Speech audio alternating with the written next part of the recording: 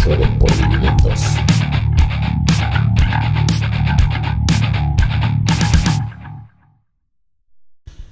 Los bancos argentinos tienen sus cotizaciones por el suelo.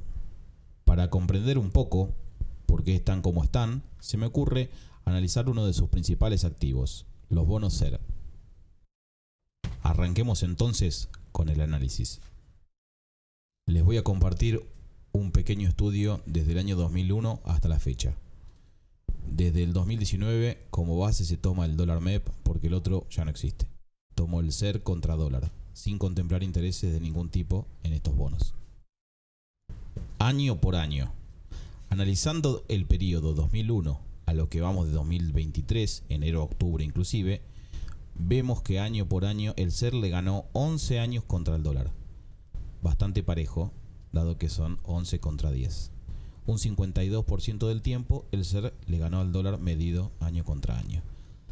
Arranca en 2002 con una diferencia de 196 negativo contra el dólar, lo que es un desastre importante.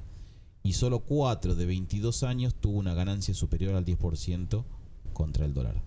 Seguida por enero a octubre inclusive de 2023 de 66% negativa contra el dólar. En periodo de 3 años, el SER le ganó al dólar 8 periodos contra 12, un 40% del tiempo. Cada 4 años, el SER le gana solo 5 contra 14. Ya la tendencia se empieza a ver, un 26% del tiempo le ganó al dólar. Se va bajando. Cada 5 años y cada 6, el SER le ganó 8 contra 10 y 9 contra 8, un 48% del tiempo. Bueno, no está tan mal ahí, visto en ese plazo. Y en plazos de 7 y 8 años, el 45% del tiempo él gana el SER. Y en plazos de 9 y 11 años, el 38% del tiempo gana el SER. Y en periodos de 12 a 16 años, el SER en el largo plazo de 2002 a 2023 perdió contra el dólar. Hasta el más tonto hubiera imaginado este desenlace. Después, la política se preocupa de por qué la gente va hacia el dólar. Si vos dieras instrumentos que realmente dan batalla contra la inflación, la gente se volcaría a ellos y los institucionales también. Pero bueno, vamos a dar una pausa de política por hoy. Ahora, para continuar, analicemos. Si comprábamos un bono SER teórico con 1% de interés anual a 20 años, hace 20 años atrás, a paridad cero, en el corto plazo podríamos ganarle contra el dólar, pero deberíamos tener una cantidad equivalente de dólares como contrapartida para compensar el riesgo. En el largo plazo es altamente probable que sea un mal negocio, lo acabo de explicar. Y si ese mismo bono lo comprábamos a 80% de paridad, en el largo plazo hubiéramos perdido contra el dólar un 24%. Pero si ese mismo bono lo comprábamos a un 60% de paridad, podríamos en el largo plazo, según mis cálculos, estar en paridad con el dólar.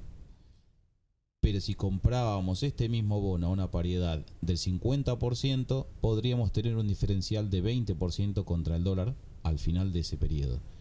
Y finalmente, el caso más raro, más difícil, pero que no pasó hace mucho, si compramos al 30% de paridad, hubiéramos logrado en 20 años una diferencia de 100% contra el dólar. Teóricamente, sin riesgo de default. Teórico. Entonces, ¿cómo comprar bancos argentinos y no perder contra el dólar en el largo plazo o ganarle al mercado en dicho plazo? El único parámetro con el cual me siento cómodo analizando un banco es su valor contable. Veremos si hay una correlación al final de la cuenta con lo que vimos recién. Tomo de ejemplo un banco que sirve para la explicación. Este banco tuvo un patrimonio hace más o menos 20 años atrás cerca de 200 millones de dólares. Pasado el plazo del análisis, cerca de 20 años después, su valor es de aproximadamente 1.200 millones de dólares, dividendos pagados incluidos. Tuvo un crecimiento del 10% anual en dólares en 20 años, pero en el lapso de los últimos 10 años, ese crecimiento fue del 3,8% anual.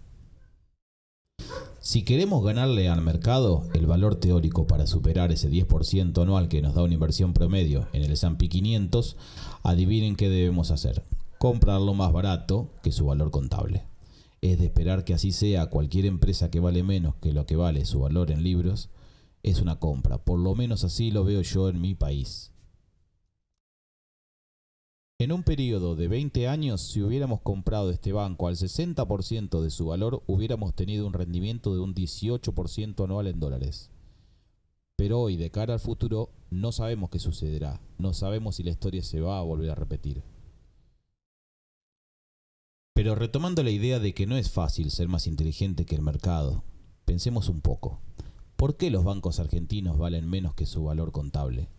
Porque tienen dentro bonos por una cantidad equivalente al doble de la masa monetaria. Por eso.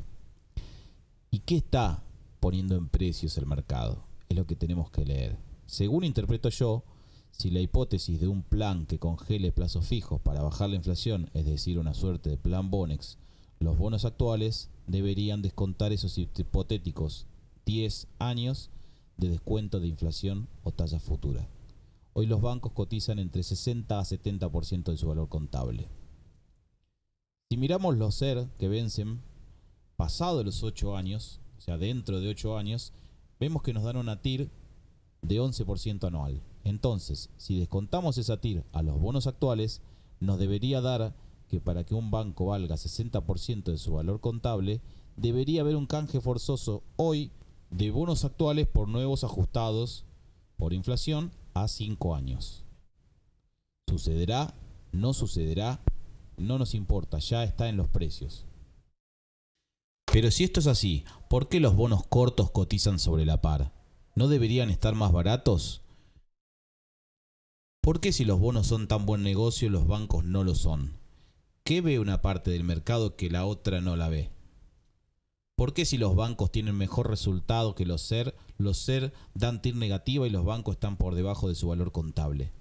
¿Qué tanta devaluación tiene que haber para que sea mala idea comprar un banco al 70% de su valor contable? Ahora me pregunto, si el Bonex duró 10 años, ¿deberían cotizar los bancos a un 43% de su valor contable para equiparar a un bono como el QAP que vence en 10 años para tener una TIR a 11% a 10 años? ¿Es tan caro entonces los bancos? ¿Tendrían que bajar a ese valor? ¿Se dará un canje a 5 años y está descontado? ¿O se dará un canje a 10 y aún no está en precios? Mi nombre es Juan Pablo Cabañaro, soy asesor financiero, matrícula CNB 1767AP. Espero que este episodio un poco complicado los invite a pensar y despierte la curiosidad a seguir investigando e invirtiendo. Y recuerden, si invirtieron bien, seguramente seremos socios. Saludos.